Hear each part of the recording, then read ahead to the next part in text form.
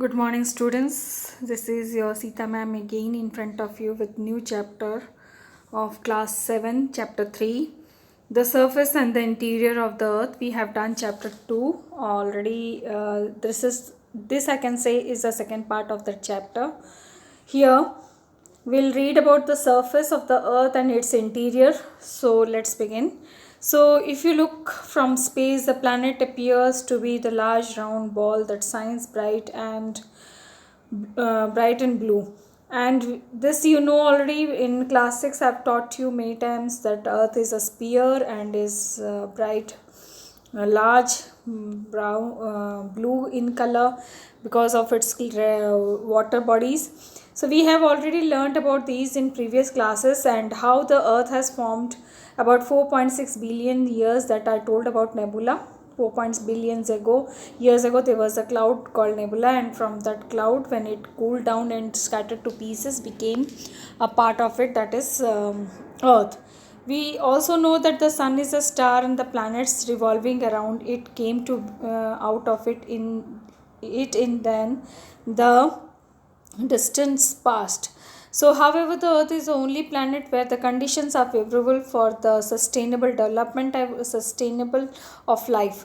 Since its birth, the Earth as well as the planets are undergoing changes. So, this is the thing better see in our day-to-day life. We see every day there is a change. Something which is changed today, which is what is today, may we have changed every day. Even after summer break, when you come back to school, you find your school to totally change. It may be colored, the whole building must have colored, or there may be some new furniture or some new things must have come up, like smart board and all. So in this way, when things always keep on changing, those who keep on changing ना, it is very good for them. हमेशा change होते रहना चाहिए. जो change को स्वीकार करें और चेंज होते रहें, वो सबसे बेस्ट होते हैं. वो समय के हिसाब से ढल जाते हैं. इसके लिए मेरे को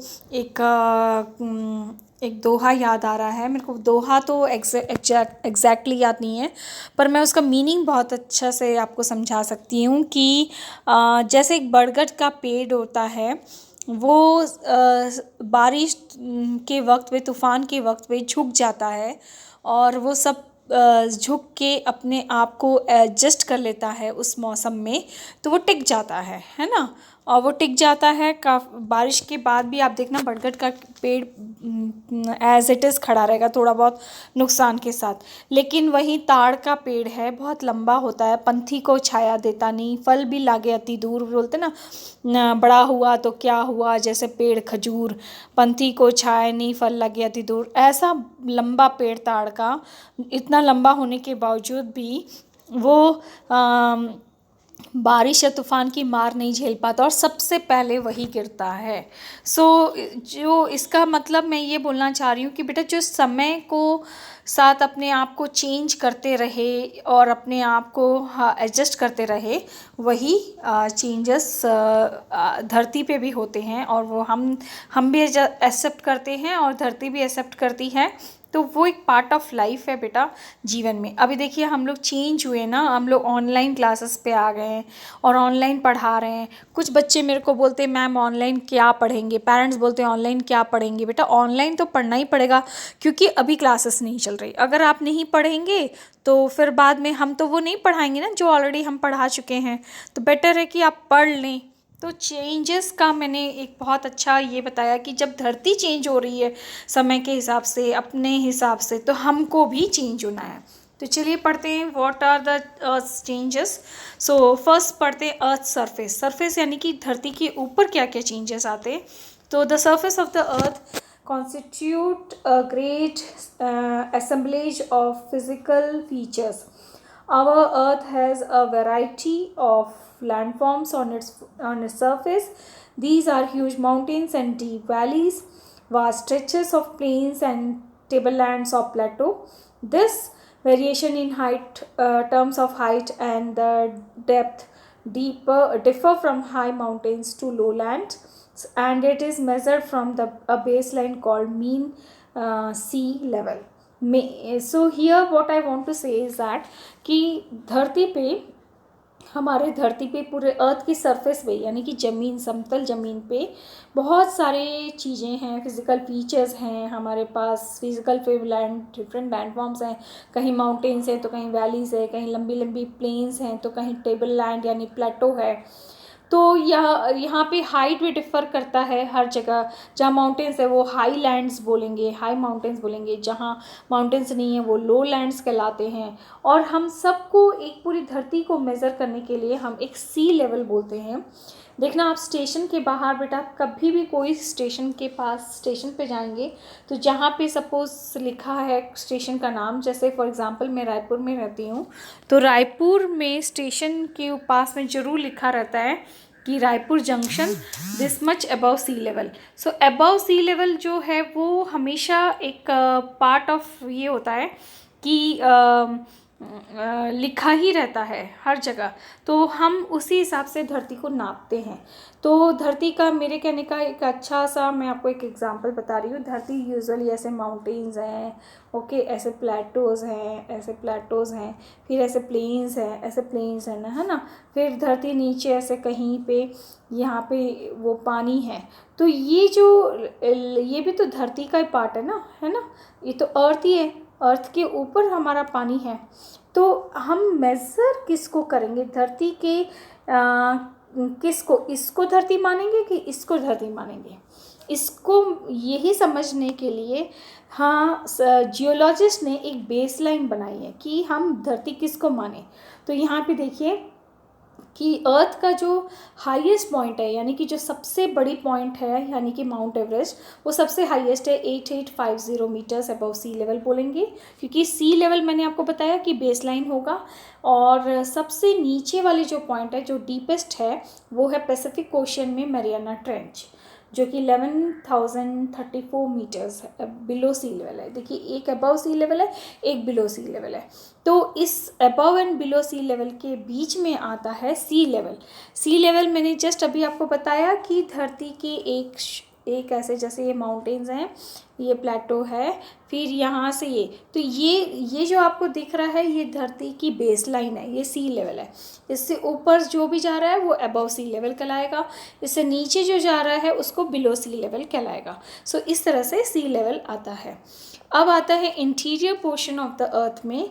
इंटीरियर में, the interior of the earth has remained a mystery for years, क्योंकि आज भी हमने अर्थ को अभी तक पूरी तरह से समझा नहीं है, इसलिए मिस्ट्री है, क्योंकि अभी भी समझना बहुत कुछ बचा है। We have known little about it, बहुत कम जानते हैं, because of deep down the temperature of the earth is very high. हम बहुत अंदर नहीं जा पाते हैं क्योंकि वहाँ पे बहुत हाई टेम्परेचर होता है। The intensive heat neither allows us to dig deep or nor is there any possibility of living organism inside the earth। हम for example 3 to 8 kilometre below the surface हाँ होता है, जो हम जा सकते हैं, उसमें एक्सट्रैक्शन कर सकते हैं, माइंस निकाल सकते हैं, लेकिन बहुत डीप धरती के एकदम मिडल छोर में आज तक हम नहीं जा पाए, क्योंकि वहाँ पे बहुत हाई टेम्परेचर रहता है, ना कोई वहाँ पे कोई लिविंग ऑर्गेनिज्म है, ना हम जा पाएंगे, क्योंकि इतने डीप में तो लाइफ पॉसिबल नहीं है ऑक्सीजन के बिना। ऑक्सीजन क्या, हम तो पापड़ बन जाएंगे, वो क्या चींटी बन जाएंगे, तो हम नहीं जा सकते। हाँ, 3 to 8 किलोमीटर बिलो जो अर्थ है, जिसमें माइनिंग्स कर सकते हैं हम, और उसके बाद deep below 3.5 below the surface जो है वो हम अर्थ सरफेस को मानते हैं, जिसमें माइनिंग हो सकता है, गोल्ड एक्सट्रैक्शन हो सकता है, यानी कि गोल्ड निकाल सकते हैं। सो इस तरह से हम इतना 8 किलोमीटर्स बहुत ज़्यादा हो तो चलिए 10 किलोमीटर्स तक हम डीप डिग कर सकते हैं, उसके बाद हम नहीं कर सकते। Our knowledge of the earth interior is therefore based on the indirect observation. Indirect observations क्या क्या होते हैं? इनडायरेक्ट मतलब हम कैसे ढूंढ पाते हैं कि हमारा अर्थ, हम जाते तो है नहीं, तो फिर हम पता कैसे करते हैं? तो उसके लिए 2 मेथड्स है। एक है हमारा ये the behaviour of seismic waves और अर्थक्वेक्स के डिफरेंट जो वेव्स होते हैं, वेवलेंथ्स, और उनका जो अर्थक्वेक का जो बिहेवियर एटीट्यूड है, मतलब बिहेवियर आई मीन किस टाइप के अर्थ से बाहर लावा निकलता है, उससे मेज़र करते हैं। एंड द ऑकरेंस ऑफ वॉल्कानो, ये सेकेंड पॉइंट है वॉल्कानो वाला। तो इन दो चीज़ों से हम धरती के अंदर ना जाते हुए भी हम धरती के डीप नॉलेज पता कर सकते हैं। जैसे seismology is also the known as study of earthquake, क्यों इसी से सिस्मोग्राफ बनता है, और जो मेज़रमेंट होते हैं उसको सिस्मोग्राफ मेज़रमेंट बोलते हैं, जिसमें अर्थक्वेक का मेज़रमेंट होता है। What is now this earthquake? The earthquake is the shaking and troubling of the earth's surface caused by internal movement. ये earthquake usually internal movement होता है, और shaking यानी कि पूरी धरती का हिलना और कांपना, ठीक है। और ये धरती का हिलना और कांपना एक इंटरनल मोमेंट है, क्योंकि ये अंदर से होता है, धरती के अंदर से होता है, इसलिए इसको इंटरनल मोमेंट बोलते हैं। The shock waves generated by an earthquake have their origin for a focus inside the earth. These waves then travel towards the earth surface in different directions and from the different speed. एक shock होता है, shock यानी कि एक suppose एक ऐसे धरती है, ये जैसे आपको मैं समझा रही हूँ, ये धरती है, सपोज़ यहाँ से एक शॉक आया, एक करंट आया, तो वो ऐसे डायरेक्शन में जाता है, कहीं देखिए यहाँ कम गया तो यहाँ कम गया तो इधर और तक गया। तो ये डिफरेंट डायरेक्शंस में इसकी जो वेवलेंथ होती है ना, जो स्पीड होती है, वो कम ज़्यादा डिपेंड करती है डायरेक्शन के स्पीड के हिसाब से। The speed of this wavelength depend upon the nature of the material that they pass. अब ये नेचर ऑफ द मटीरियल का मतलब, सपोज़ यहाँ पे शॉक वेव्स क्रिएट हुई हैं, तो यहाँ पे रास्ते में अगर उनको माउंटेन्स आ गए, है ना, तो वो माउंटेन से टकरा सकते हैं, आगे नहीं जाएंगे। सपोज़ यहाँ पे टेबल लैंड आ गया, यानी कि प्लेटो आ गया, तो यहाँ पे शायद यहाँ से थोड़े आगे तो दूर तक जाएंगे। यहाँ पानी है, तो पानी से क्या हुआ, ज़्यादा नहीं जा पाए, तो वो यहीं तक गए। और अगर सपोज़ यहाँ प्लेन इलाका है, तो वो दूर तक गए। सो ये डिपेंड करता है कि उनके रास्ते में क्या आते हैं। अच्छा, एक और चीज़ यहाँ पे कि जो टाइप्स ऑफ सिस्मो वेव्स होती हैं वो दो प्रकार की होती हैं, 2 टाइप्स होती हैं। एक पी वेव्स यानी प्राइमरी वेव्स बोलते हैं, या पी यानी पी फॉर प्राइमरी, यानी कि इनकी जो स्पीड होती है, they can travel at a both solid and liquid medium, इनको सॉलिड एंड लिक्विड मीडियम से ट्रैवल करने की क्षमता होती है। And they are faster in speed, P for faster in speed होते हैं। और सेकेंडरी यानी कि बहुत प्राइमरी मीन्स फर्स्ट लेवल की होती हैं। एंड द एस वेव्स यानी कि सेकेंडरी लेवल की वेव्स होती हैं। On this waves on the hand they can pass only a solid material, liquid से तो ये गुजरती नहीं है। ये प्राइमरी है, तो प्राइमरी मीन्स फर्स्ट लेवल है, तो सब कुछ क्रॉस कर सकती हैं।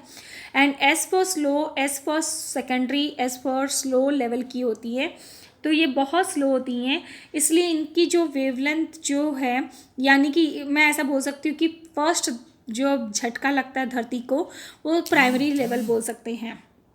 इन प्राइमरी लेवल्स में ये शुरू के जो लेवल्स होते हैं वो प्राइमरी हैं। उसको फिर उसके बाद आता है स्लो लेवल, यानी कि बाद में जो पहले 2-3 झटके के बाद धीरे धीरे जब झटका शांत होने लगता है तो वो सेकेंडरी लेवल हो जाती हैं। The study of the behaviour of these waves tells about the earth interior. तो इसी से हमारे जियोलॉजिस्ट को पता चलता है कि हमारे धरती का अर्थक्वेक का जो बिहेवियर स्ट्रक्चर है अंदर से वो कैसा है ना।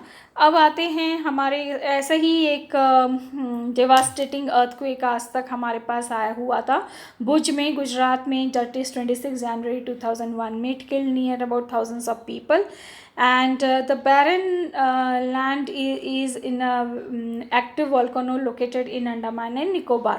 वहाँ पे भी यूजुअली इस टाइप के अर्थक्वेक्स आते हैं। Now comes to the structure of earth. Structure of earth में क्या है ये देखिए, मैंने आपको पहले भी वीडियो भेज दिया है। हम अर्थ को 3 लेयर्स में डिवाइड कर सकते हैं कि the crust, the mental and the core. तो ये जो अर्थ के मेंटल, कोर एंड लेवल के जो वेव्स होते हैं, सॉरी जो 3 लेवल्स हैं, ये है first the crust, the mental and the core. Crust जो होता है हम पहले उसको पढ़ लेते हैं। So the crust is the thin layer covering the outside of the अर्थ। ये ऊपरी भाग, आपको जो ये ऊपरी भाग दिखाई दे रहा है ये क्रस्ट है। Okay, the thickness of the earth takes place varies from different, क्योंकि अर्थ के कुछ हिस्से में माउंटेन्स हैं, कुछ हिस्से में प्लेन्स है, कुछ हिस्से में प्लेटो है, तो उसी हिसाब से इसकी थिकनेस डिपेंड करती है। It is thicker under the continent than in ocean. Continent region में अर्थ का क्रस्ट जो है वो थिकर है, ओशन में वो थोड़ा कम हो जाता है क्योंकि ऊपर पानी है।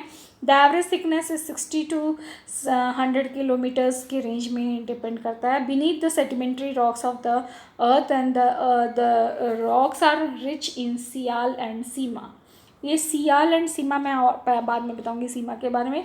पहले आते हैं सियाल, सिलिका एंड सिलिका जो बना है सिलिका प्लस एल्युमिनियम SI, तो SI से सिलिका से SI एंड एल्युमिनियम से AL, दोनों का स्टार्टिंग लेटर से बना है silica, which is much lighter rock material. तो ये रॉक मटेरियल है जिससे हमारा बनता है। Next comes the mental. The mental जो है वो सेकेंड लेयर है, वो थोड़ा थिक होता है रॉक के अंदर में। The mental depends upon 2900 kilometre in the deep. The earth mental is not a homogeneous मतलब सब एक समान नहीं होता, कहीं कम कहीं ज़्यादा। The mental is divided into 2 parts, upper mantle and the lower mental, ऐसा बोल सकते हैं क्योंकि 2 भागों में डिवाइड हुआ है इसकी। उसके बाद the upper mantle is up to 100 kilometer deep, beyond the lies the lower mantle. It is made up of silica and magnesium. तो सिलिका एंड मैग्नीशियम से सेकेंड पार्ट बनता है upper mantle and it is जो beyond the lower part, lower mantle के बाद में upper mantle आता है जिसमें सीमा आता है। सीमा यानी कि सिलिका प्लस मैग्नीशियम, दोनों का फर्स्ट लेटर से बना है सिलिका प्लस मैग्नीशियम। सो इस तरह से हमारा मेंटल बना है। उसके बाद आता है core. The inner part of the earth is known as core. The core has thickness of the 3470 kilometers. It is further divided into inner core and outer core. तो हर एक का देखिए inner core and outer core बना हुआ है। यहाँ पे इस चीज़ में इस डायग्राम से आप क्लियर समझ सकते हैं। ऊपर सबसे ऊपर आता है क्रस्ट, फिर आता है लोअर मेंटल, फिर आता है मेंटल, फिर उसके बाद आता है आउटर कोर और उसके बाद आता है इनर कोर। सो इस तरह से हमारा ये अर्थ का एक पीस अगर हम लेकर समझें तो, and inner core and outer core में the core of rich in iron and nickel, that is NiFe, and the metal inside the earth converts into solids into molten states. तो सॉलिड्स से molt हो जाता है यानी कि वो लावा बन जाता है, यानी कि वो लिक्विड बन जाता है। तो व्हाट इज़ लावा एक क्वेश्चन भी है, तो आपको यहाँ पे लिखा है the temperature inside the earth converts a solid rock, यानी कि जो रॉक्स हैं जब वो पिघल जाते हैं तो वो लावा बन जाते हैं, उसी को लावा बोलते हैं, यानी कि पिघला हुआ earth hot material. Okay, comes out of through the cracks. ये देखिए आपको क्रैक्स दिख रहे हैं, ऐसे क्रैक्स से जब धरती के नीचे के ये जो लावा है ये जब बाहर निकलता है क्रैक से तो वो लावा बन जाता है। ये मोल्टन पिघला हुआ मटीरियल होता है। When the molten material comes out from the beneath और sea, it creates a new sea floor।